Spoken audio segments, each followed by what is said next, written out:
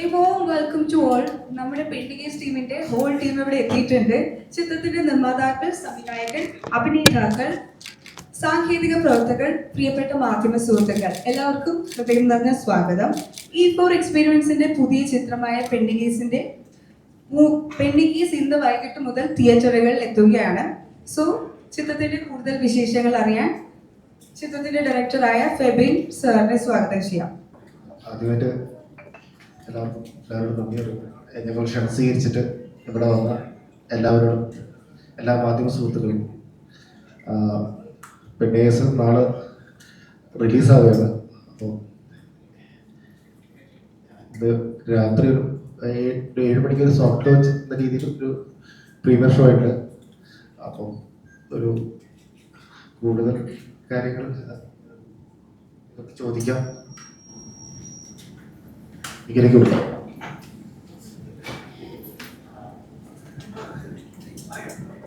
എല്ലാവർക്കും നമസ്കാരം. എൻ്റെ ഏറ്റവും പുതിയ സിനിമ പെയിന്റിംഗീസ് നാളെ റിലീസാവുകയാണ്. ഇന്ന് വൈകുന്നേരം മുതൽ നമ്മളൊരു പ്രീമിയർ ഉണ്ട്. പെയ്ഡ് പ്രീമിയർ തൊട്ട് തുടങ്ങുകയാണ്. അപ്പോൾ നാളെയാണ് ആക്ച്വലി ഒഫീഷ്യൽ റിലീസ് എന്ന് പറയുന്നത്.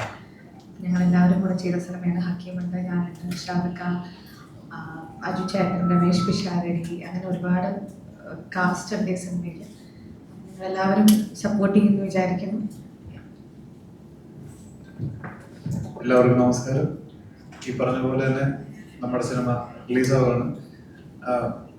ഇന്ന് വൈകിട്ട് 9-ാം തീയതി വൈകിട്ട് 7 മണി തൊട്ട് പെയ്ഡ് പ്രീമിയർ എന്നാണ് പറയുന്നത്. പക്ഷെ നമ്മളൊരു സോഫ്റ്റ് ലോഞ്ച് പോലെ തിയേറ്ററിൽ വന്ന് തുടങ്ങിയിട്ടുണ്ട്. ബുക്ക് മൈ ഷോയിൽ കയറി തുടങ്ങിയിട്ടുണ്ട്. അതുപോലെ നമ്മൾ ഡേറ്റ് 16 പ്ലാൻ ചെയ്തത് പെട്ടെന്ന് ഇങ്ങോട്ട് മാറ്റിയതിൻ്റെ ഒരു ധൃതിയൊക്കെ ഞങ്ങളുടെ ഉണ്ട്. ആ രീതിയിലുള്ള സപ്പോർട്ട് നിങ്ങൾ ഭാഗത്തുണ്ടാവണം. കാരണം എല്ലാവരും 16-ാം തീയതിയാണ് സിനിമ റിലീസിനായിട്ട് പ്രതീക്ഷ ഉണ്ടായിരുന്നത്. അതുകൊണ്ട് കഴിയാവുന്ന രീതിയിൽ നിങ്ങളുടെ സഹകരണം ഉണ്ടാവണം അപേക്ഷിക്കുക. Thank you.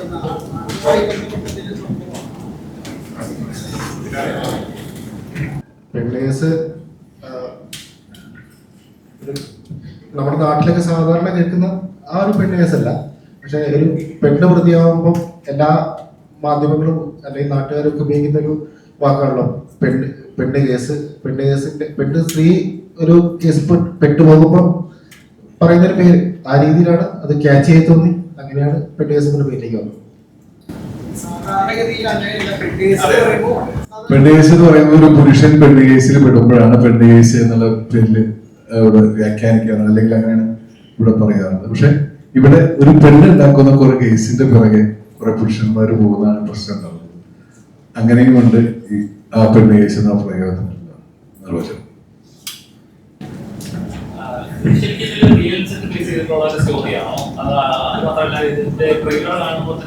ഒരുപാട് കോമഡി ചെയ്ത ചിരിപ്പിക്കുന്ന കോമഡി ആയിട്ട് സീരിയസ് സബ്ജക്ട് പ്രസന്റ് ചെയ്യുന്നതാണ്.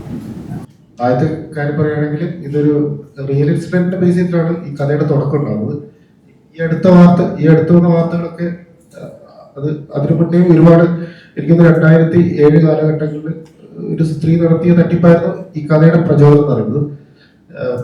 ഇപ്പം കോമഡിയാണോ സിനിമ എന്ന് പറയുമ്പോൾ സിറ്റുവേഷൻ കോമഡിയാണ്. അതേപോലെ ഒരു ഇമോഷൻ ഡ്രാമ കൂടി ഇതിനകത്ത് പടത്തിലുണ്ട്.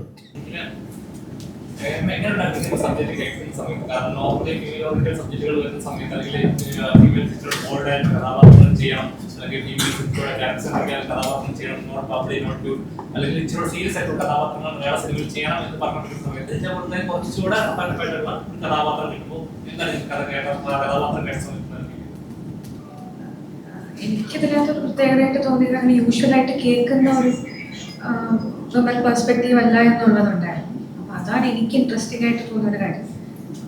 അതങ്ങനെ ആയിരിക്കുമെന്ന് എനിക്ക് അറിയില്ല. പക്ഷെ എനിക്ക് നമ്മളെപ്പോഴും കാണുന്നത് പോലെ അങ്ങനെ ഭയങ്കര എന്താ പറയുക സോഫ്റ്റ് ആയിട്ടുള്ള അങ്ങനത്തെ പെൺകുട്ടികളെ നമ്മൾ കാണുമ്പോൾ അങ്ങനെയെല്ലാം യൂഷ്വലി സിനിമകളിൽ വരുന്നത് പോലെ അല്ല എന്നുള്ളതായിരുന്നു എനിക്ക് ഇൻട്രസ്റ്റിംഗ് ആയിട്ടുണ്ടായിരുന്ന ഒരു കാര്യം. അപ്പം അത് കേട്ടപ്പം ഇൻട്രസ്റ്റിംഗ് ആയിരുന്നു. ത്രെഡ് നല്ലതായിരുന്നു. നല്ല കുറെ കാസ്റ്റും ഈ പറയുന്ന ആൾക്കാരൊക്കെ കൂടെ വന്നപ്പോൾ അത് നന്നായി തന്നെയാണ് വിചാരിക്കുന്നത്. നോർമലി നമ്മുടെ ഒരു കാണുമ്പോൾ ഏകദേശം ഒരു ഒരു സിനിമയുടെ ട്രെയിലർ നമ്മൾ ഒരു കാൽക്കുലേഷൻ ഉണ്ടാവും. അപ്പോൾ ഇങ്ങനെയായിരിക്കും, കഥ ഇങ്ങനെയായിരിക്കാം, അവസാനം ഇങ്ങനെയായിരിക്കാം, ഇങ്ങനെ കാരണങ്ങൾ കൊണ്ടാകും പുള്ളിക്കാരി ഇങ്ങനെ ചെയ്യുന്നത് എന്നൊരു കാൽക്കുലേഷൻ ഉണ്ടാവും. അപ്പൊ അതൊക്കെ ബ്രേക്ക് ചെയ്യുന്ന ഒരു ഇതായിരിക്കും. അതോ പ്രെഡിക്റ്റബിൾ പ്രഡിക്റ്റ് ചെയ്യുന്നത് കുഴപ്പമില്ല. ഇല്ല, അങ്ങനെയല്ല. പറയാം, എല്ലാ സിനിമകൾക്കൊക്കെ ഉള്ള പോലത്തെ കഥയൊക്കെ തന്നെയാണ്. അത് വലിയ ഭയങ്കരമായിട്ട് മാറ്റം ഉണ്ടെന്നൊന്നും പറയാനില്ല. പക്ഷെ ഞാൻ പറഞ്ഞേ, എന്നെ സംബന്ധിച്ച് എനിക്ക് ഇൻട്രസ്റ്റിംഗ് ആയിട്ട് തോന്നിയത് ഈ ഒരു ഫാക്ടറാണ്. നമ്മൾ യൂഷ്വലി കാണുന്ന ഒരു വുമൺ പെർസ്പെക്റ്റീവ് കഥയല്ല എന്നുള്ളതായിരുന്നു എനിക്ക് ഇൻട്രസ്റ്റിംഗ് ആയിട്ട് തോന്നിയത്. പിന്നെ അത് മാത്രമല്ല, ഇപ്പൊ ഒരു ഫീമെയിൽ സെൻട്രിക് സിനിമ എന്ന് പറയുന്നതിലും ഇത് ഈ കേസിൽ പെട്ടുപോകുന്ന ആണുങ്ങൾക്ക് എല്ലാവർക്കും ഒരു സ്റ്റോറി ഉണ്ട് എന്ന് പറയുന്നത് ഇൻട്രസ്റ്റിംഗ് ആയിരുന്നു എന്നുള്ളതാണ്. സബ്ജക്ട് കേൾക്കുന്ന സമയത്ത് കാരണം എല്ലാവരും താല്പര്യം സബ്ജക്ട് സിനിമ നടക്കുന്ന സമയത്ത് എല്ലാവരും പറയുന്നു നമുക്കും പറയാനുള്ള പല കഥകളുണ്ട് എന്ന് പറഞ്ഞിട്ട് അതിനകത്ത് ഇങ്ങനെ സിനിമകൾ വരണം എന്നൊക്കെ പറഞ്ഞത് ഇതുപോലെ സിനിമ ഇറങ്ങുവാണ്. അപ്പൊ എങ്ങനെ ഉണ്ടായിരുന്നു കഥയുടെ സമയത്ത് ഇത് സിനിമ കഥാപാത്രങ്ങളുണ്ട്? എന്റെ ക്യാരക്ടറാണ് ഇതിനകത്ത് ഈ നീല ഉണ്ടാക്കുന്ന ക്യാരക്ടറിന്റെ കേസ് എല്ലാം അന്വേഷിച്ച് അതിന്റെ സത്യം എന്താണെന്ന് കണ്ടെത്തുന്നത്. ബാക്കി പറഞ്ഞപോലെ ഫെബ്രുവരി ഒരു വർഷം മുന്നേ പറഞ്ഞിട്ടുണ്ടായിരുന്നു. അപ്പോ അന്ന് മുതൽ ഞാൻ ഭയങ്കര എക്സൈറ്റഡ് ആണ്. കാരണം എനിക്ക് യൂണിഫോം ഇട്ട് ഒരു പോലീസ് പരിപാടി സ്ക്രീനിൽ ആദ്യമായിട്ട് ഇതിനകത്താണ് ചെയ്യാൻ പറ്റിയത്. അപ്പൊ അതിന്റെ ഒരു എക്സൈറ്റ്മെന്റ് ഉണ്ട്. അപ്പൊ എങ്ങനെയുണ്ടാവും? പിന്നെ നമ്മൾ ഈ കാണുന്ന ഒരു ഭയങ്കര പോലീസ് എന്ന് പറഞ്ഞ് കാണുന്ന രീതിയിലല്ല എന്റെ ക്യാരക്ടറിന്റെ ആർക്ക് കിടക്കും. പുള്ളി ഒരു അത്യാവശ്യം സൗമ്യനായ നല്ലവനായിട്ടുള്ള ഒരു പോലീസുകാരനാണ്, സത്യസന്ധനായിട്ടുള്ളൊരു അന്വേഷണ ഉദ്യോഗസ്ഥനാണ്. അങ്ങനെ ഒരു ക്യാരക്ടറാണ്. അപ്പോൾ അതൊക്കെയാണ് എന്നെ ഭയങ്കരമായിട്ട് ഇതിനകത്ത് ഇത് ചെയ്യണമെന്ന് എനിക്ക് തോന്നിയത്. ഇപ്പൊ ഇങ്ങനൊരു സബ്ജക്ട് ഇറങ്ങുന്ന സമയത്ത് എന്തുകൊണ്ടോ റൈറ്റേഴ്സിലാണ് ഇറങ്ങിക്കൊണ്ടിരിക്കുന്നത് വിശ്വസിക്കും. കാരണം ഞാൻ കഴിഞ്ഞ റീസെന്റായിട്ട് നടക്കുന്ന ഇഷ്യൂസുകൾ നോക്കുമ്പോൾ പറഞ്ഞ സൊസൈറ്റിയിൽ ആണുങ്ങൾ മാത്രമല്ല പെൺകുട്ടികളിലും സ്ത്രീകളിലും ഇങ്ങനെ പ്രവണതകളുണ്ട്. കുറ്റകൃത്യങ്ങൾ ചെയ്യാനായിട്ടും അത് ചെയ്ത് ഒരു വൈറലാവാൻ വേണ്ടി ഒരു ഇൻസിഡന്റ് കണ്ടതെന്ന് വിശ്വസിക്കും. ഒരു റീലിന് വേണ്ടി ഒരു കണ്ടന്റ് ക്രിയേറ്റർ ബസ്സിൽ നടന്നൊരു ഇൻസിഡന്റ് വൈറലാവാൻ വേണ്ടി ചെയ്തത്. അപ്പം ശരിക്കും പുരുഷന്മാരാണോ സ്ത്രീകളാണോ സുരക്ഷിതരാത്തവർ? സ്ത്രീകളും പുരുഷന്മാരും സുരക്ഷിതരല്ല എന്ന് പറയാൻ പറ്റില്ല. അതെ, ഏത് തരത്തിലാണോ വ്യക്തമാകപ്പെടുന്നത് അവിടെയാണ് പ്രശ്നം ഉണ്ടാവുന്നത്. അങ്ങനെ നോക്കുമ്പോൾ പുരുഷന്മാർ മാത്രം നല്ലതാണെന്ന് പറയാനോ സ്ത്രീകൾ മാത്രം നല്ലതാണെന്ന് പറയാനോ പറ്റില്ല. ചില കേസസ് ഉണ്ട്, സ്ത്രീകൾ പ്രതികളായി വരുന്ന കേസസ് ഉണ്ട്. അപ്പൊ നമ്മള് കൂടത്തായി കേസുണ്ട്, അങ്ങനെ അല്ലെങ്കിൽ കുറെ അതുപോലെ റെഫറൻസ് എടുത്ത് നോക്കുകയാണെങ്കിൽ ഇഷ്ടംപോലെ അങ്ങനെയുള്ള കേസുകളുണ്ട്. അപ്പം അതിലും ഈ പറയുന്ന സ്ത്രീകളും പുരുഷന്മാരും ഒരേപോലെ ഈ നാട്ടിൽ കുറ്റകൃത്യങ്ങൾ ചെയ്യാൻ പ്രാപ്തരാണ് എന്നുള്ളത് ഉണ്ട്. അതിനകത്ത് ഇപ്പൊ ഇവരാണോ നല്ലത് അവരാണോ നല്ലത് ആരാണ് സേഫ് എന്നൊക്കെ ചോദിച്ചു കഴിഞ്ഞാൽ അറിയില്ല. രണ്ടുപേരും ആരും ഒരു സേഫ് അല്ല എന്ന് പറയാം. സിസ്റ്റത്തിന്റെ ഒരു ചായവ് ചിലപ്പോൾ സിസ്റ്റം ഉള്ളതാണ്. പക്ഷെ ഇത് രണ്ടു വശത്തും ഉണ്ടാകുന്നതല്ലേ. ആണായാലും പെണ്ണായാലും ഒരേപോലെ തന്നെ അത് കൺസിഡർ ചെയ്യപ്പെടുന്നതല്ലേ. ആണുങ്ങളുടെ നിയമം പെണ്ണിന്റെ നിയമം അങ്ങനെയല്ലല്ലോ. ഒരു ഇഷ്യൂ ഉണ്ടാകുമ്പോൾ ഒരാളുടെ ആദ്യം ഉണ്ടായത് എതിരെ നിൽക്കുന്ന ആളുടെ മാനസികാവസ്ഥ എന്താണെന്നോ അല്ല അയാളുടെ പേര് അയാളുടെ കുടുംബം എന്തായിത്തീരുന്നോ അറിയത്തില്ല. പിന്നീടാണ് തെറ്റൊന്നുമില്ല എന്നറിയുന്നത്. അനുഭവിച്ചിരുന്ന അയാളുടെ പുസ്തകം അയാളുടെ മനസ്സിൽ വിഷമോ അയാളുടെ കുടുംബം ഫേസ് ചെയ്യുന്ന കാര്യങ്ങൾ അതൊന്നും ആൾക്കാർ അറിയില്ല. അപ്പം അതേ പെർസ്പെക്റ്റീവ് ഒരു സ്ത്രീക്ക് ഉണ്ടായിക്കൂടെ? അവരനുഭവിക്കുന്ന കാര്യങ്ങളും ഈ പറയുന്നത് ഒരു സ്ത്രീയാണ് അതിനകത്ത് വ്യക്തി എന്നുണ്ടെങ്കിൽ അവർക്കും അതൊക്കെ ഉണ്ടാവാമല്ലോ. പക്ഷെ അവരുടെ കൂടെ നമ്മൾ നിയമം നിൽക്കുന്നു എന്നൊന്നും പറയാൻ പറ്റില്ല. നിയമം എല്ലാവർക്കും വേണ്ടിയിട്ടുള്ളതാണെന്നാണ് ഞാൻ വിശ്വസിക്കുന്നത്.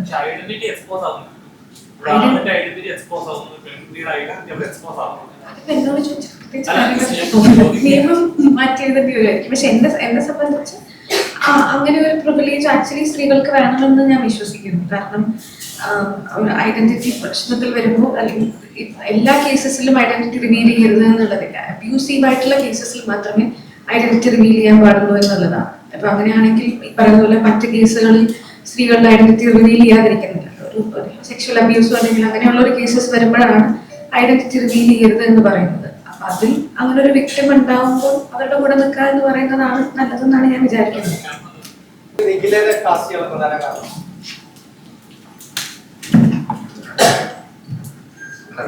നമ്മൾ കഥ എഴുതിയിരുമ്പോൾ ഈ ഇപ്പോഴും നിൽക്കുന്ന ആരാണ് ഏറ്റവും ബെറ്റർ എന്നാണ് നമ്മൾ നോക്കുക. അതിന്റെ എന്തെങ്കിലും ബെറ്റർ ചോയ്സ് ആയിട്ട് പോയി അത് തന്നെ.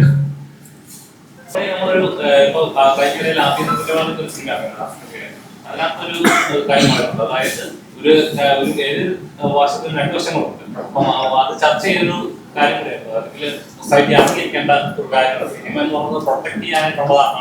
2 വർഷങ്ങൾ ഒരു പുരുഷനെ ശിക്ഷിക്കാൻ മാത്രമല്ല, സ്ത്രീയെ സംരക്ഷിക്കാൻ മാത്രമല്ല, പുരുഷന് സ്ത്രീയെ സംരക്ഷിക്കാനുള്ളതാണ് സിസ്റ്റം എന്നൊരു ഉണ്ടായിരുന്നു. അപ്പം എന്താണ് ഇങ്ങനെ ഒരു സബ്ജക്ട് പ്രേക്ഷകരിലേക്ക് എത്തിക്കണം എന്നുള്ള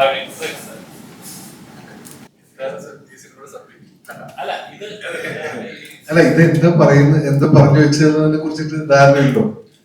സിനിമ കണ്ടിട്ടില്ലല്ലോ. ഇല്ല. പെണ്ണ് കേസ് എന്നുള്ള ടൈറ്റിൽ അറിയാം. ഒരു സ്ത്രീ ഒരു 100 പേര് ചതിച്ചു അല്ലെങ്കിൽ അങ്ങനെയൊക്കെ. അത് സിനിമ കണ്ട ശേഷമാണ് അതിനുള്ള കൃത്യമായ ഉത്തരം പറയാൻ കഴിയുമെന്ന് എനിക്ക് തോന്നുന്നത്. നമ്മൾ ഏത് പക്ഷത്താണ് നിന്നതിനെ കുറിച്ചിട്ട് അങ്ങനെ കൃത്യമായിട്ട് ഇതൊന്നുമില്ല. ഇന്ന സ്ത്രീപക്ഷത്ത് നിന്നിട്ടാണ് അല്ലെങ്കിൽ പുരുഷപക്ഷത്ത് നിന്നിട്ടാണ് ഈ സിനിമ പറയുന്നതല്ല. അതാണ് നേരത്തെ പറഞ്ഞതിന്റെ ഉത്തരവ്. ഒരു പക്ഷം പിടിക്കുന്നതല്ല ഈ സിനിമ പറയുന്നത്. നിങ്ങളൊക്കെ മീഡിയ അല്ലേ?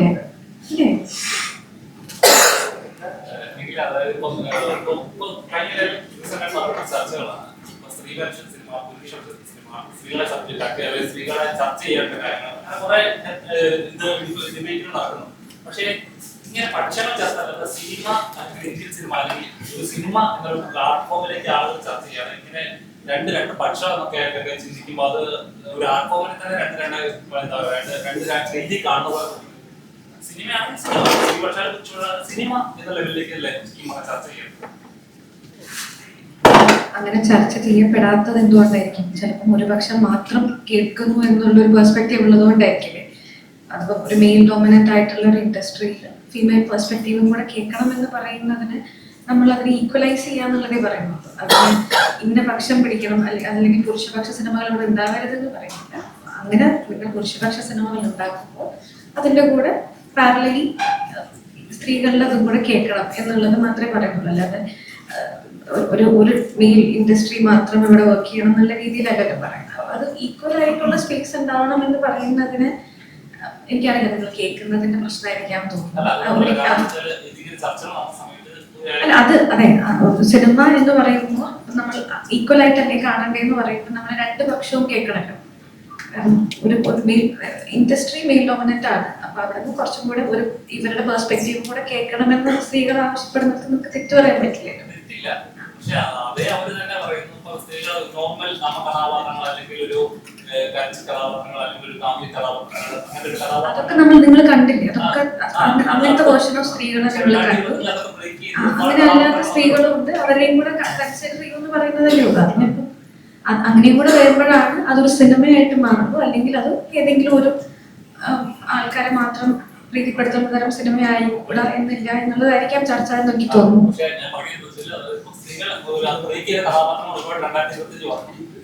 സ്ത്രീകൾ വയലൻസ് ആയിട്ടുള്ള കഥാപാത്രം ചെയ്യുമ്പോൾ തിയേറ്ററിൽ വിജയം ഉള്ള സിനിമകൾ ആസ്വദിക്കുന്ന പ്രേക്ഷകർ ആസ്വദിക്കുന്നുണ്ട് ആ സിനിമകൾ. പക്ഷെ ഒരു വിഭാഗം തന്നെ പറയുന്നത് എന്താണെന്ന് വെച്ച് കഴിഞ്ഞാൽ, എന്തുകൊണ്ടാണ് സ്ത്രീകൾ ഇത്ര വയലൻസ് ഉള്ള കഥാപാത്രമാക്കുന്നത്, സ്ത്രീയെ ഇങ്ങനെ ആക്കുന്നു എന്ന് ചോദിക്കുന്ന ഒരു ഭാഗം. എനിക്ക് തോന്നുന്നു അത് നമ്മൾ കേൾക്കുന്നതിന്റെ പ്രശ്നമാണ്. അങ്ങനെ വയലൻസ് ഉള്ള സ്ത്രീകൾ കാണിക്കരുത് എന്നുള്ളത് അവർ പറയുന്നുണ്ടാവില്ല. നമ്മളത് ഇൻഫ്ലുവൻസ് ചെയ്യുന്നത് എങ്ങനെയാണ് സൊസൈറ്റിനെ എന്നുള്ളതായിരിക്കും കൺസിഡർ ചെയ്യുന്നതെന്ന് ഞാൻ വിചാരിക്കുന്നു. അങ്ങനെ നോക്കുമ്പോൾ ചില കാര്യങ്ങൾ നമ്മൾ ശ്രദ്ധിക്കേണ്ടതുണ്ടോ എന്നുള്ളത് അത് ഇപ്പോഴും ചർച്ച ചെയ്തുകൊണ്ടിരിക്കുന്ന കാര്യമാണ്. അതിങ്ങനെ ഒരു കൺക്ലൂഷൻ ഒന്നും ഉണ്ടായിട്ടില്ല. അതിപ്പോ പുരുഷന്മാരുടെ കാര്യത്തിൽ പറയുന്നില്ലേ? അതിപ്പോ സ്ത്രീകളുടെ കാര്യത്തിൽ മാത്രമല്ല, പുരുഷന്മാരുടെ കഥാപാത്രങ്ങളിൽ നമ്മൾ ഏത് സിനിമ എടുത്തു കഴിഞ്ഞാലും അതിലൂടെ നായകൻ ഉണ്ടാവാം, പ്രതിനായകൻ ഉണ്ടാവാം. അങ്ങനെ ആയിരിക്കുമല്ലോ മൊത്തം നമ്മൾ സിനിമ കാണുമ്പോൾ കൂടുതൽ ചിലതിൽ സിറ്റുവേഷൻസ് ആയിരിക്കാം വില്ലൻ, അല്ലെങ്കിൽ ചിലതിൽ ഒരാളായിരിക്കാം വില്ലൻ. അപ്പം എല്ലാവർക്കും അങ്ങനെയുള്ള പെർസ്പെക്റ്റീവുകൾ ഉണ്ട് എന്നുള്ളതായിരിക്കും പറയുന്നത്. എനിക്ക് അതിനകത്ത് നമ്മളത് കുറെ വർഷങ്ങളായി ചർച്ച ചെയ്യുകയും അതിനൊരു കൺക്ലൂഷൻ ഇല്ലാതിരിക്കുകയും ചെയ്യുന്ന ഒരു കാര്യമാണ്. എനിക്ക് എത്തിപ്പെടുമായിരിക്കും, കാരണം നമ്മളിപ്പോൾ ഒരുപാട് സിനിമ എന്നുള്ള രീതിയിൽ ഒരുപാട് മാറിയതുകൊണ്ട് എത്തിപ്പെടുമായിരിക്കും എന്ന് വിശ്വസിക്കാം.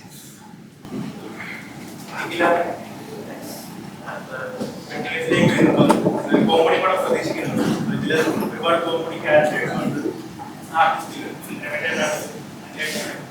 ഇങ്ങനെയാണെങ്കിൽ സ്പോണ്ടേനിയസ് ആയിട്ട് കോമഡി പറയാൻ കഴിവുള്ളതാണ്. വ്യക്തിയിൽ എത്രത്തോളം ഇംപ്രവൈസ് ചെയ്തിട്ടുണ്ട് കോമഡിയാണ്. ഔട്ട് കോമഡി പടമല്ല. ഇതൊരു ആൾക്കാരുടെ സിറ്റുവേഷനാണ് അതിനകത്ത് കോമഡി ആയിട്ട് ആൾക്കാർക്ക് ഫീൽ ചെയ്യാം. അപ്പം എൻ്റെ പ്രശ്നങ്ങൾ എൻ്റെയാണ്, ബാക്കിയുള്ളവർക്ക് കേൾക്കുമ്പോൾ തമാശയായിട്ട് തോന്നും എന്ന് പറയുന്ന തരത്തിലുള്ള പ്രശ്നങ്ങളിൽ കൂടെ കിടന്നു പോകുന്ന ആൾക്കാരാണ്. അങ്ങനെ ഔട്ട് ആൻഡ് ഔട്ട് ഒരു കോമഡി സിനിമയല്ല. ഇതിൽ ഒരുപാട് കാര്യങ്ങൾ പറഞ്ഞു പോകുന്നത്, ഇമോഷണൽ ആയിട്ടുള്ള കാര്യങ്ങൾ പറഞ്ഞു പോകുന്നത്, കുറച്ച് കോമഡി സീക്വൻസുകൾ ഉണ്ട് എന്നല്ലാതെ ഔട്ട് ആൻഡ് ഔട്ട് ഒരു എന്റർടൈനർ സിനിമയാണ്, കോമഡി സിനിമയല്ല.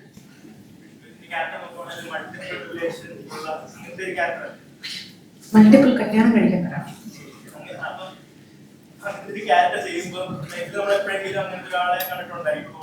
ഞാൻ കണ്ടിട്ടില്ല.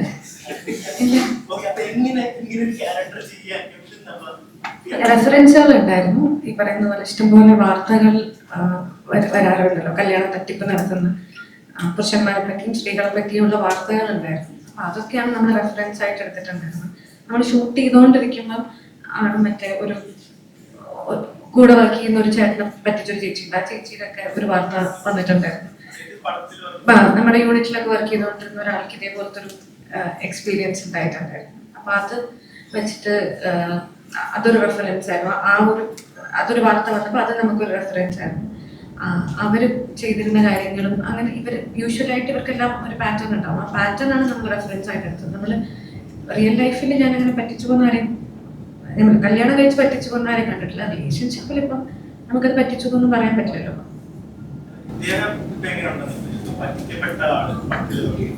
എനിക്ക് കുഴപ്പമൊന്നുമില്ല.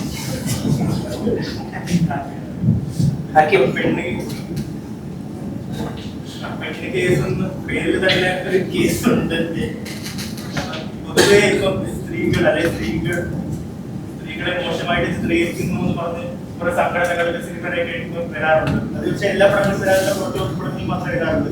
ഇത് പറയുമ്പോൾ പേരിൽ തന്നെ പെണ്ണ് കേസ് അല്ലെങ്കിൽ പത്രത്തിൽ എന്തെങ്കിലും കാര്യങ്ങൾ നേരിടുമെന്ന് പ്രതീക്ഷിക്കുന്നുണ്ടോ? പഠനം കഴിഞ്ഞിട്ട് വേണമെങ്കിൽ നേരിടാം. നേരിടാൻ തയ്യാറാണ്. അല്ല, അങ്ങനെ വരികയാണെന്നുണ്ടെങ്കിൽ ഞാൻ പറയില്ലേ, ഇതിപ്പം നമ്മളൊരു സമൂഹത്തിന് ഒരു ഉപദേശം കൊടുക്കുക അല്ലെങ്കിൽ സമൂഹത്തിന് എന്തെങ്കിലും മെസ്സേജ് കൊടുക്കുക എന്ന് പറയുന്ന രീതിയിലുള്ളൊരു സിനിമയായിട്ടല്ല നമ്മളിതിനെ കാണിച്ചത്. ഒരു എന്റർടൈനർ പർപ്പസ് സിനിമയാണ്. നിങ്ങൾക്ക് ഇതിനകത്ത് നിന്ന് എന്തെങ്കിലും എടുക്കാനുണ്ട് എന്നുണ്ടെങ്കിൽ അതിപ്പോൾ, അല്ലെങ്കിൽ നിങ്ങൾക്ക് ഇപ്പോൾ എക്സ്പീരിയൻസ് ഇനി ഉണ്ടാവരുത് എന്നുണ്ടെന്നുണ്ടെങ്കിലൊക്കെ നമുക്ക് അതിനൊക്കെ ഒരു റെഫറൻസ് ആയിട്ട് എടുക്കാൻ പറ്റുന്നു എന്നുള്ളതേ ഉള്ളൂ. ഞാൻ പറഞ്ഞു, അല്ലാതെ ഇപ്പോൾ ഒരു മെസ്സേജ് കൊടുക്കണം എന്നുള്ള ഉദ്ദേശമോ അങ്ങനെയില്ല. ഇങ്ങനെ ഇൻവെസ്റ്റിഗേറ്റർ ഒക്കെ ആയിട്ട് വരുന്ന റോഡുകളിൽ സാധാരണ ഇതിനായി ഇൻവെസ്റ്റിഗേറ്റർ ജനറലി ആ സ്കാം നടത്തുന്ന ഒരാളെ ഒന്ന് ന്യായീകരിക്കാറുണ്ട്. ഇപ്പൊ റോബിൻ ഹുഡിലൊക്കെ അങ്ങനെ ഉണ്ടാവും. അയാൾക്ക് ന്യായീകരിക്കാവുന്ന ഒരു കാരണം ഇൻവെസ്റ്റിഗേറ്റർ അയാളുടെ പേഴ്സണലൊക്കെ അത് കണ്ടുപിടിക്കുന്ന ഒരു രീതിയുണ്ട്. ഇങ്ങനത്തെ അങ്ങനെ ഒരു ഇൻവെസ്റ്റിഗേറ്റർ ആണോ അതോ കംപ്ലീറ്റ്ലി ഇതൊരു ഔട്ട് ആൻഡ് ഔട്ട് കാറ്റ് ആൻഡ് മൗസ് ഗെയിമാണോ? ഇതൊരു കാറ്റ് ആൻഡ് മൗസ് ഗെയിം പോലെ നമുക്ക് പറയാൻ പറ്റില്ല. ഇത് കറക്റ്റ് ഉത്തരം പറയാൻ പറ്റാത്ത കാര്യമായിരിക്കും. പക്ഷെ ഈ പറഞ്ഞ പോലെ തന്നെ ഇതിനൊരു ഇൻവെസ്റ്റിഗേറ്റീവ് ട്രാക്ക് ഉണ്ട് ഈ പടത്തില്. അപ്പോ അതിലൂടെയാണ് ഇതിന്റെ യഥാർത്ഥ സത്യം എന്താണെന്ന് നമ്മൾ മനസ്സിലാക്കുന്നത്. അതെന്തായാലും ഉണ്ട് ഇതിനകത്ത്. ഈ പറഞ്ഞ പോലെ വേറൊരു പെർസ്പെക്റ്റീവ് നമുക്ക് ഇതിനകത്ത് കാണാൻ സാധിക്കും. ഈ പോലീസ് യൂണിഫോം എന്ന് പറയുമ്പോൾ തന്നെ ആ ബോഡി ലാംഗ്വേജ് ഭയങ്കര ലിമിറ്റഡ് ആണല്ലോ. ആ യൂണിഫോമിൽ നിന്നുകൊണ്ട് ചെയ്യാൻ പറ്റാത്തത്. അപ്പൊ അതിൽ നിന്ന് ഹ്യൂമർ ചെയ്യുക എന്ന് പറയുന്നത് പാടാണ്. അല്ല, ഞാനിതുവരെ പടം കണ്ടിട്ടില്ല. ഞാൻ ഭയങ്കര എക്സൈറ്റഡ് ആണ് പടം കാണാൻ വേണ്ടി. അപ്പൊ ഇതെങ്ങനെ വന്നു എനിക്ക് സത്യം പറഞ്ഞാൽ അറിയില്ല. ഞാൻ എന്റെ പോർഷൻ മാത്രം ഡബ് ചെയ്ത് മാത്രമേ ഞാൻ കണ്ടിട്ടുള്ളൂ.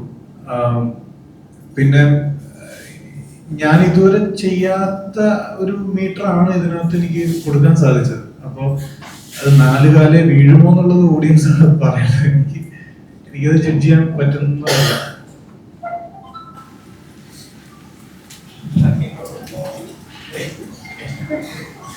ഇതിലെ ഔട്ട്ലുക്കും ആ ഒരു പരിപാടി ഭയങ്കര ഇൻട്രസ്റ്റിംഗ് ആണ് തോന്നുന്നത്. ഇവരെ കാണാത്ത രീതിയിലുള്ള ഒരു എടുത്തു പറയേണ്ട ഒരു ഈശയാണ്. ആദ്യം ഈശയിലേക്കാണ് ശ്രദ്ധ വരുന്നത്.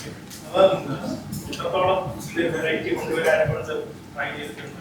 റെഫറൻസ് നേരത്തെ പറഞ്ഞത് ഇല്ല, ഇതിപ്പോ പോലീസുകാർക്ക് താടി വയ്ക്കാൻ പറ്റില്ല. അപ്പോ താടി ഒബ്വിയസ്ലി നമ്മൾ ഷേവ് ചെയ്ത് കളയണമല്ലോ. പിന്നെ ഇത് ഇയാൾ ഇതിനകത്ത് CA ആണ്. എന്നെക്കാളും എന്റെ ആക്ച്വൽ ഏജിനേക്കാളും കുറച്ചും കൂടെ ഏജ് കൂടുതലായിട്ടുള്ള ഒരാളാണ്. അപ്പോൾ അതെങ്ങനെ നമുക്ക് പിടിക്കാൻ പറ്റും എന്നുള്ള രീതിയിൽ ഫെമിന ഭയങ്കര നിർബന്ധമായിരുന്നു, ഇത് വേണം, ഈ ഒരു ലുക്ക് വേണം എന്നുള്ളത്. അങ്ങനെ കൊടുത്തതാണ്. ഈ ഒരു സബ്ജക്ട് കഴിഞ്ഞു പോയി കഴിഞ്ഞാൽ വേറൊരു പെണ്ണ് കേസിനുള്ള പേരും കൂടെ ആവുമ്പോഴത്തേക്ക് സബ്ജക്ട് തിരക്കഥ എഴുതുമ്പോൾ കുറെ ശ്രദ്ധിക്കുന്ന കാര്യമാണ്. അപ്പം അത്തരത്തിലുള്ള തിരക്കഥ എഴുതി കഴിഞ്ഞ ശേഷമാണ് പേര് ടൈപ്പ് ആദ്യം ആ ഒരു പ്രോസസ് എങ്ങനെയാണ് സ്ക്രിപ്റ്റിംഗിന്റെ ഒരു സാധാരണ എല്ലാവരും കഥ എഴുതുന്ന പോലെ തന്നെ ഒരു പ്രത്യേക പ്രോസസ് ചെയ്യുന്നില്ല. നമുക്കൊരു ഇൻട്രസ്റ്റിംഗ് ആയിട്ട് ഒരു ത്രെഡ് കിട്ടി, ഒരു വാർത്ത കിട്ടി, എഴുത്ത് തുടങ്ങി. അത് കഴിഞ്ഞ ശേഷമാണ് ഈ പെണ്ണേഴ്സ് എന്നുള്ള പേര് വന്നത്. ഒരു ആലോചനയിൽ കിട്ടിയതാണ്. ഇത്തരത്തിലുള്ള സബ്ജക്റ്റ് ആവുമ്പോഴേ ഒരു സ്ത്രീ കല്യാണം തട്ടിപ്പ് അങ്ങനെയൊക്കെ വരുമ്പോഴത്തേക്ക് നമ്മളിപ്പോ ഉദ്ദേശിക്കുന്ന കാര്യങ്ങൾ മാറിപ്പോയി കഴിഞ്ഞാൽ വലിയ രീതിയിൽ വിവാദമാകാൻ സബ്ജക്റ്റാണ്. സത്യം പറഞ്ഞാൽ അങ്ങനെയൊന്നും ആലോചിച്ചിട്ടില്ല.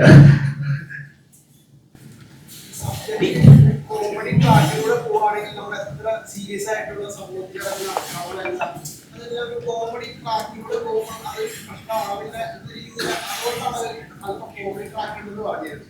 അതൊരു സേഫ് ആയതുകൊണ്ടാണ് അങ്ങനെ. അല്ല, കോമഡി അതിപ്പോ നമ്മുടെ പഴയ സിനിമകളിലൊക്കെ ഇത്ര വലിയ സംഭവങ്ങളൊക്കെ കോമഡി കൂടെ തന്നെ പറഞ്ഞിട്ടുണ്ടല്ലോ. പട്ടിണിയായാലും ഇപ്പൊ ഈ സന്ദേശം സിനിമയൊക്കെ സീരിയസ് ആണ്, സബ്ജക്ട് വളരെ സീരിയസ് ആണ്, പക്ഷെ അത് നമുക്കുള്ളത് കോമഡിയാണ്.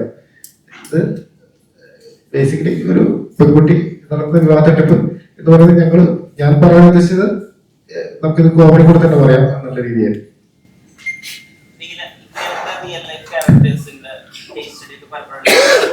അവരൊരു പ്രത്യേകത, അവര് പല കല്യാണങ്ങളും പല സ്ഥലത്താണ് അവർ കഴിക്കുന്നതെങ്കിലും അത് ഫിസിക്കലി എല്ലാ സ്ഥലത്തും പ്രസന്റ് ആവാൻ പറ്റില്ലെങ്കിൽ ഇമോഷണലി എപ്പോഴും അവൈലബിൾ ആയിരിക്കും അങ്ങനത്തെ ആളുകൾ. അതായത് ഒപ്പമുള്ള പാർട്ട്ണറിന് അവരുടെ ഒരു മീറ്ററിനനുസരിച്ച് അവർ അവൈലബിൾ ആയിരിക്കുന്നുണ്ടാവും. അതായത് ദേഷ്യക്കാരുടെ അടുത്താണെങ്കിൽ കുറച്ച് സോഫ്റ്റ് ആയിട്ടുള്ള ഒരാളുടെ അയാളെ കുറച്ചുകൂടി കമാൻഡ് ചെയ്യുന്ന രീതിയിൽ ഇവരിങ്ങനെ ക്യാരക്ടർ ട്രാൻസ്ഫോം ചെയ്തുകൊണ്ടിരിക്കും.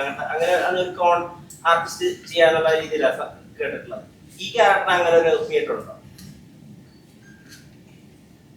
ഈ ക്യാരക്ടർ എന്ന് പറയുന്നത് പലർക്കും പല മെത്തേഡുകളാണ്. ഇത് ബേസിക്കലി കല്യാണം കഴിക്കാൻ പറ്റിക്കുക, കല്യാണം കഴിയുന്നത് വരെ കൂടെ നിൽക്കുക, കല്യാണം കഴിഞ്ഞ് പോവുക എന്ന് പറയുന്നത് പോലെ ആണ്. അപ്പൊ അതിലേക്കുള്ള ട്രാക്കിംഗ് ഉണ്ട്. പക്ഷേ ഞാൻ ചില കേസസിൽ കല്യാണം കഴിച്ചിട്ട് കുറച്ച് ദിവസമൊക്കെ നിന്നിട്ട് പോകുന്ന ആൾക്കാരുണ്ട്, മാസങ്ങൾ കഴിഞ്ഞ് പോകുന്ന ആൾക്കാരുണ്ട്. അങ്ങനെ പലർക്കും പല റെഫറൻസ് ആണെന്ന് തോന്നുന്നു, പലർക്കും പല കേസ് സ്റ്റഡി ആണെന്ന് തോന്നുന്നു.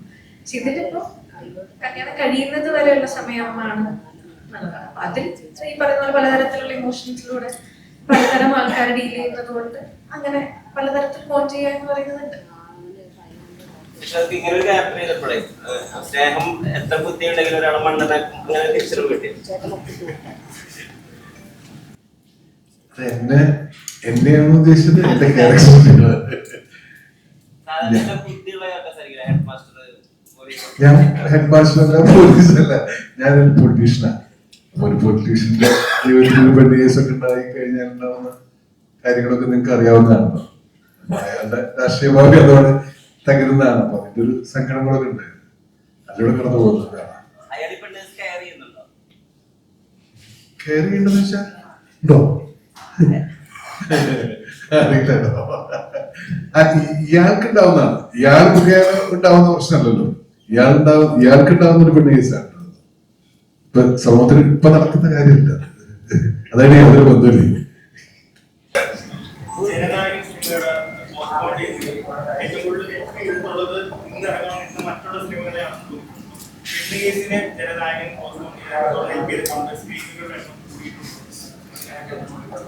ഞങ്ങൾ ആക്ച്വലി 16-ാം തീയതിയായിട്ട് പ്ലാൻ ചെയ്തു. ഇങ്ങനെ ഒരു അവസരം കിട്ടിയപ്പോ നല്ല അവസരം കിട്ടിയപ്പോ ചാടി വന്നു.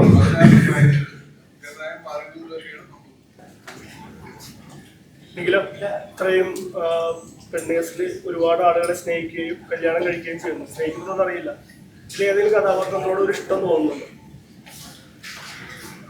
ഇതിലെ കഥാപാത്രം ഏതെങ്കിലും കഥാപാത്ര സിമ്പതിയോ അദ്ദേഹത്തെ വിട്ടു പോകണ്ടെന്ന് തോന്നുന്നുണ്ട്? അങ്ങനെ സംഭവം സിറ്റുവേഷൻ ഉണ്ടോ?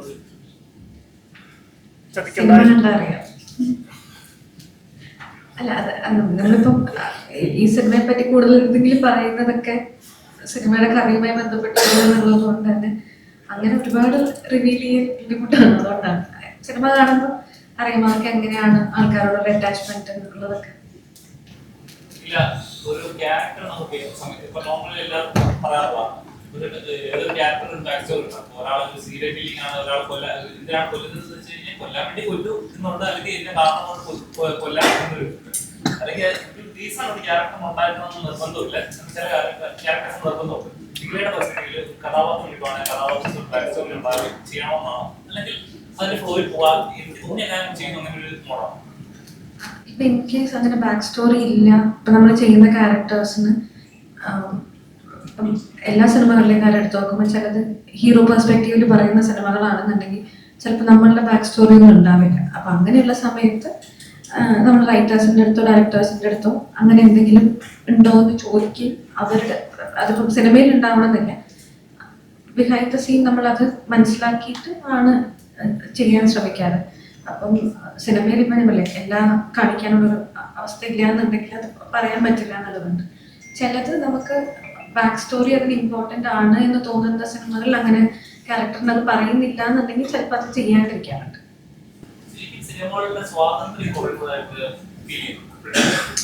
എനിക്കറിയില്ല. കാരണം എന്താണെന്ന് വെച്ചാല് ഇപ്പം പണ്ടത്തെ പോലെ സിനിമ ചെയ്യുവാണെങ്കിൽ ഇപ്പൊ കഥാപാത്രത്തിനുള്ള പേര് പോലും സൂക്ഷിച്ച് നോക്കി കണ്ടുവിടുക. റൈറ്ററുടെ സ്വാതന്ത്ര്യമാണ്, ഡയറക്ടറുടെ സ്വാതന്ത്ര്യമാണ്, എന്റെ കഥാപാത്രം എങ്ങനെയായിരിക്കണം, അത് എന്താണ് അയാളുടെ പേര്, അയാളുടെ സ്വഭാവം എന്താണ് തീരുമാനിക്കുന്നത് അവരുടെ സ്വാതന്ത്ര്യമാണ്. പക്ഷെ അത് മൂന്നാമതൊരാൾ എവിടെയോ ഇരുന്നിട്ട് കൺട്രോൾ ചെയ്യുന്നത് ശരിക്കും പറഞ്ഞാൽ ഒരു സിസ്റ്റത്തെ തന്നെ വെല്ലുവിളിക്കുന്നത് തുല്യമാണ്. ശരിക്കും ആ സ്വാതന്ത്ര്യം സിനിമയ്ക്ക് നഷ്ടപ്പെടാൻ ചെയ്യുന്നു.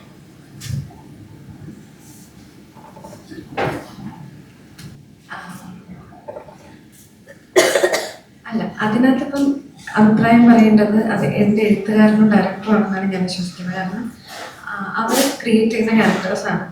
അപ്പം അവർക്കാണ് അതിൻ്റെ ഒരു ഫുൾ വേർഷൻ എന്തായിരിക്കും എന്നുള്ളതൊക്കെ അറിയാം. അവരായിരിക്കും അതിനോട് കൂടുതൽ ഇമോഷണലി അറ്റാച്ച്ഡ് ആയിട്ടിരിക്കുന്നത് അവർ തന്നെയായിരിക്കും. അപ്പം അവരുടെ അഭിപ്രായമാണ് അതിനകത്ത് കേൾക്കേണ്ടത് എന്നുള്ളതാണ്. അവർക്ക് അങ്ങനെ ഫീൽ ചെയ്യുന്നുണ്ടെന്നുണ്ടെങ്കിൽ ഡെഫിനറ്റ്ലി മൂന്നാമതൊരാൾക്ക് അതിനകത്ത് അഭിപ്രായം പറയുന്നത് ബുദ്ധിമുട്ടാണ് ആയിരിക്കും എന്നുള്ളതാണ്. അല്ലാതെ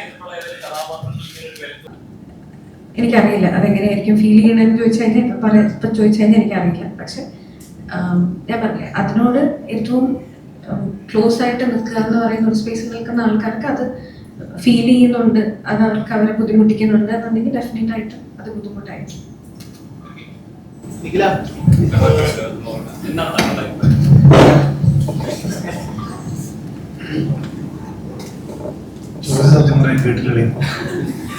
അതായത് ഇപ്പൊ ഒരു സിനിമ എന്ന് പറയുമ്പോൾ ഒരു റൈറ്റർ ഡയറക്ടറുടെ സ്വാതന്ത്ര്യമാണ്. അതിന്റെ കഥാപാത്രങ്ങൾ എങ്ങനെയാണ്, അതിന്റെ കഥ എങ്ങനെയാണ്, അതിന്റെ സിറ്റുവേഷൻസ് എന്താണ്, കഥാപാത്രങ്ങൾ ഏതൊരു സാഹചര്യം പോകണം എന്നൊക്കെ ഉള്ള അവരുടെ സ്വാതന്ത്ര്യമാണ്.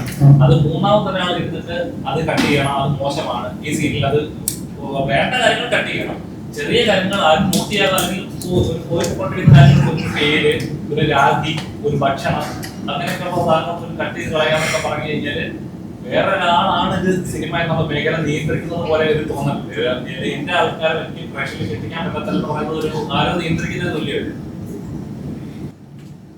ഇപ്പൊ ഞാൻ ചെയ്തൊരു പടം മനുഷ്യ എന്നാണ് പടത്തിന്റെ പേര്, വെട്രിമാരനാണ് അതിന്റെ പ്രൊഡ്യൂസർ. അപ്പൊ അതിപ്പോഴും സെൻസർ ഇഷ്യൂ ആയിട്ട് ഇരിക്കുകയാണ്. അപ്പൊ അതിനകത്ത് അവര് പറഞ്ഞത് എനിക്ക് പറയാൻ പറ്റുന്ന കാര്യമാണ് ഞാൻ പറയുന്നത്. അപ്പൊ അതിനകത്ത് അവര് പറഞ്ഞ 64 കട്ട് വേണം എന്ന് ആദ്യം പറഞ്ഞത്.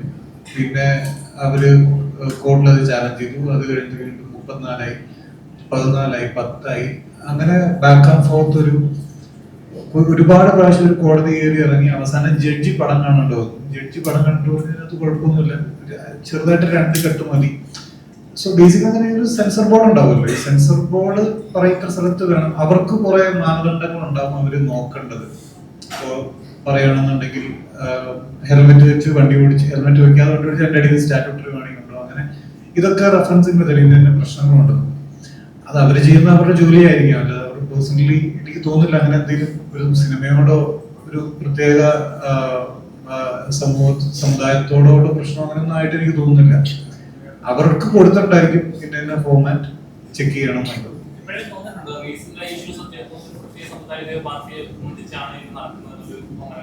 ഇത് പണ്ട് തൊട്ടേ ഉണ്ട്. പണ്ട് ഇപ്പൊ ഒരു പ്രത്യേക പാർട്ടി വന്നിട്ടുള്ളതല്ല. അന്ന് അവരുടെ അജണ്ടാസ് ഉണ്ട്, ഇവരുടെ അജണ്ടാസ് ഒക്കെ ഉണ്ടാവും. അതിപ്പോ ഒന്നും ചെയ്യാനില്ല.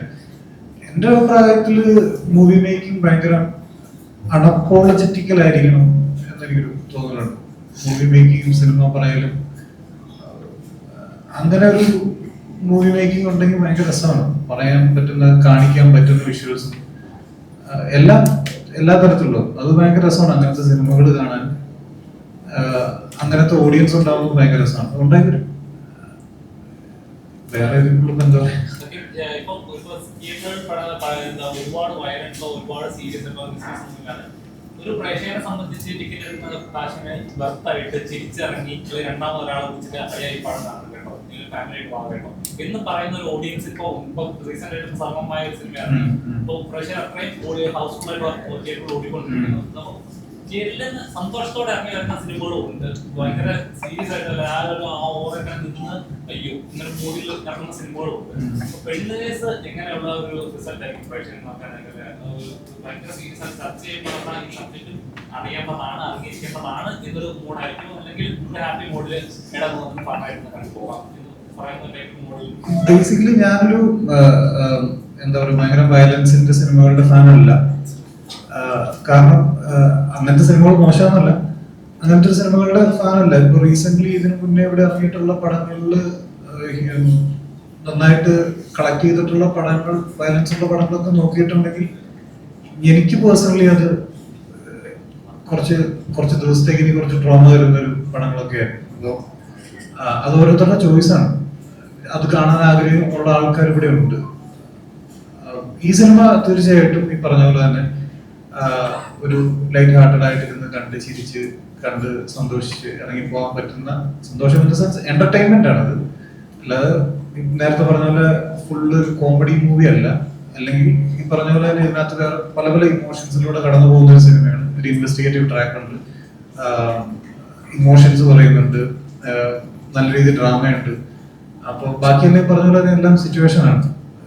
കോമഡി പറയാൻ വേണ്ടിയിട്ട് കൗണ്ടർ അടിച്ച് അങ്ങനത്തെ ഒന്നുമില്ല ഇതിനകത്ത്. ഓരോരുത്തരുടെ അവസ്ഥയാണ്. നേരത്തെ പറഞ്ഞ പോലെ ഈ പറ്റിക്കപ്പെട്ട ഭർത്താക്കന്മാരുടെ അവസ്ഥ നമുക്ക് കാണുമ്പോൾ ഭയങ്കര തമാശയായിട്ട് പോകും. അപ്പൊ അങ്ങനെ ഒരു സിറ്റുവേഷനിലൂടെ കടന്നു പോകുന്ന സിനിമയാണ്. അപ്പൊ എന്തായാലും നേരത്തെ പറഞ്ഞ പോലെ വയലൻസ് മൂവി കണ്ടിറങ്ങി വരുന്ന ഒരു മൂഡായിരിക്കില്ലേ പടം കണ്ടിറങ്ങി വരുന്നത്.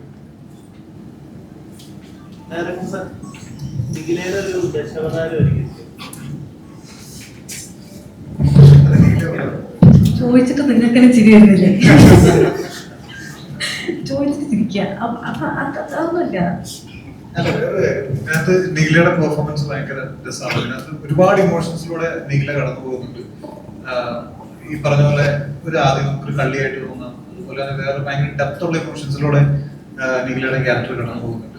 ഇതെല്ലാം ഇത്രയ്ക്കധികം ഇമോഷൻസിലൂടെ കടന്നു പോകുന്ന നിഖിലയുടെ ക്യാരക്ടർ എടുത്ത് ഞാൻ കണ്ടിട്ടുണ്ടോ? ഇല്ല. അപ്പൊ അതുണ്ട്, അടിപൊളിയായിട്ട് ചെയ്തിട്ടുണ്ട്. നീല പലപ്പോഴേ ഈ റൊമാൻസ് ആണുങ്ങളുടെ ഒരു സൈഡിലേക്ക് ആണ് ഒരു മെയിൽ ആക്ടർ റൊമാൻസ് ചെയ്തു. ഇതിനൊക്കെ ഒരു ക്രെഡിറ്റ് ആയിട്ട് പറയും.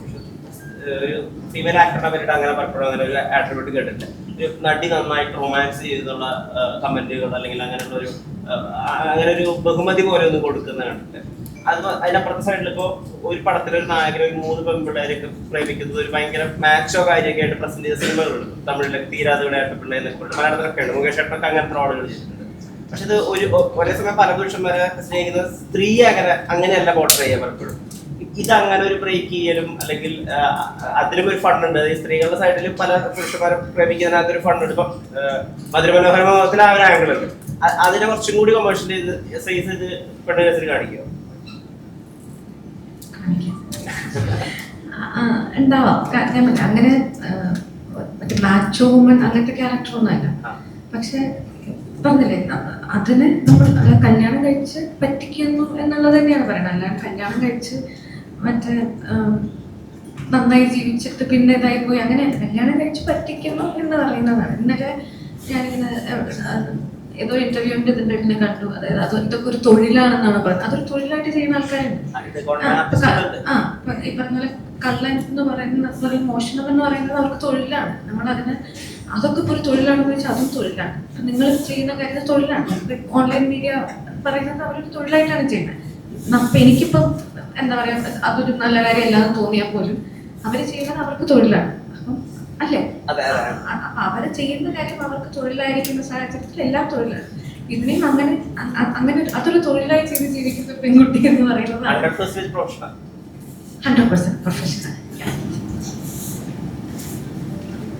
കല്യാണം കഴിക്കുന്നതാണ് കല്യാണം കഴിക്കുന്നത്. ആര് ചോദിച്ചത്?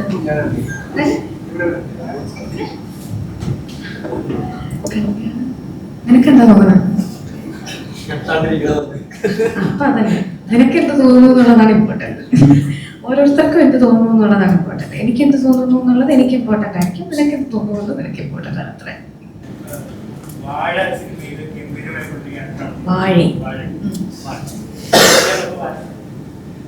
മലയാളത്തിൽ വേറെ വാഴ ഉണ്ടോ? പറഞ്ഞ വാഴയും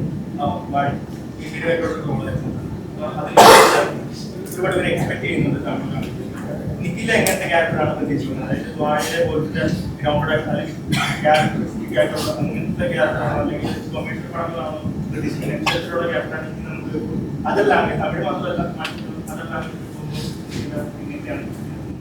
ഇല്ല, അങ്ങനെയല്ല. അപ്പൊ അതല്ല, ഇപ്പൊ ഞാൻ തമിഴാണ് മലയാളം കഴിഞ്ഞാൽ ചെയ്യുന്ന ഒരു ലാംഗ്വേജ് എന്ന് പറയുന്നത്. തമിഴില് എനിക്കിങ്ങനെ ഭയങ്കര റഷല്ല, ഒരുപാട് സിനിമകൾ ചെയ്യണം എന്നുള്ളതുണ്ട്, ഭയങ്കര നല്ല രസമുള്ള ക്യാരക്ടേഴ്സ് വരുമ്പോൾ ചെയ്യാന്നുള്ളതുണ്ട്. മലയാളത്തിൽ സിനിമകൾ ചെയ്യുന്നത് കൊണ്ട് തന്നെ അങ്ങനെ അവിടെ ചൂസ് ചെയ്യാനുള്ള ഒരു ഓപ്ഷൻ കിട്ടുന്നുണ്ട്. അതുകൊണ്ട് അവിടെ നിന്ന് വരുന്ന ക്യാരക്ടേഴ്സിൽ നല്ലതാണ്, ആൾക്കാർക്ക് ഇഷ്ടപ്പെടുമെന്ന് തോന്നുന്ന ക്യാരക്ടേഴ്സാണ് ചെയ്യുക. അപ്പൊ വാഴ എന്ന് പറയുന്ന സിനിമയിൽ എല്ലാവർക്കും ഇഷ്ടപ്പെടുന്നത് പോലത്തെ ഒരു ക്യാരക്ടർ ആയതുകൊണ്ടാണ് അതിന് ഇത്രയും അപ്രിസിയേഷൻ വേണ്ടത്. മറ്റേതിലൊക്കെ ചിലപ്പം എന്തെങ്കിലും നിങ്ങൾക്ക് ഇഷ്ടപ്പെടാത്തൊരു എന്തെങ്കിലും ഒരു കാര്യം ഉണ്ടാവുക എന്നുള്ളത് കൊണ്ട്, അല്ലെങ്കിൽ ഇതുപോലത്തെ പെൺകുട്ടികൾ ഉണ്ടാവുമോ എന്നുള്ളതൊക്കെ തോന്നാം. ചിലപ്പോൾ എൻ്റെ കേസിലാണെങ്കിലും ചിലപ്പോൾ അങ്ങനെ നിങ്ങൾക്ക് നെഗറ്റീവായിട്ട് തോന്നാം എന്നുള്ളത് കൊണ്ട് ചിലപ്പോൾ അങ്ങനെ അഭിപ്രായങ്ങൾ വരാൻ സാധ്യതയുണ്ട്. പക്ഷെ ഞാൻ പറഞ്ഞില്ല, എന്നെ സംബന്ധിച്ച് പലതരത്തിലുള്ള ആൾക്കാർ ജീവിക്കുന്ന ഒരു സമൂഹമാണ്. നല്ലത് മാത്രം കാണിച്ചാൽ അല്ല, എല്ലാ ഇതും നമ്മൾ അറിയണം എന്നുള്ളതിൻ്റെ ഒരു ഇതാണ് എനിക്ക് തോന്നിയത്. അതാണ് എനിക്ക് എക്സൈറ്റിംഗ് ആയിട്ട് തോന്നിയത്. ഇതിലെന്താണ് പുതിയതായിട്ടെന്ന് ചോദിച്ചാൽ, കല്യാണം തട്ടിപ്പ് നടത്തുന്ന ഒരു പെൺകുട്ടിയുടെ കഥ നമ്മൾ കേട്ടിട്ടില്ല അതിന് മുന്നേ എന്നുള്ളതായിരുന്നു എനിക്ക് എക്സൈറ്റിംഗ് ആയിട്ട് തോന്നിയ കാര്യം.